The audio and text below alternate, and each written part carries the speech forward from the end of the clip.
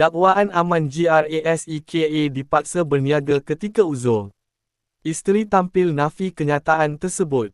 Sebelum kita melangkah jauh, yang belum lagi subscriber, apa kata anda subscriber dan tekan butang loceng untuk notifikasi video selanjutnya?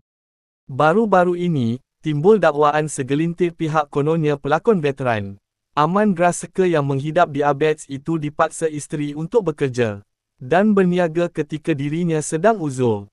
Bagaimanapun, dakwaan tersebut dinafikan isteri Aman iaitu Rina Arina, di mana katanya, segala tuduhan itu tidak berasas kerana suaminya yang memilih untuk menemaninya berniaga atas dasar tanggungjawab dan kebimbangan terhadap keselamatannya.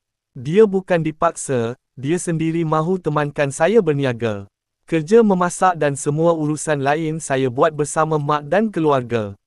Abang Aman hanya risau saya keluar berniaga seorang diri, jadi dia temankan. Saya tak boleh buka payung, dia tolong buka payung. Dia susun makanan sedikit sebanyak sahaja, bukannya angkat kayu balak pun. Jelasnya menerusi video di Tik0K. Dia sendiri risau kalau orang kata dia ada isteri. Tetapi biar isteri berniaga seorang diri. Dia tak mahu orang tuduh dia makan hasil titik peluh saya. Jadi dia pilih untuk temankan saya, bukan sebab dipaksa. Maklumnya,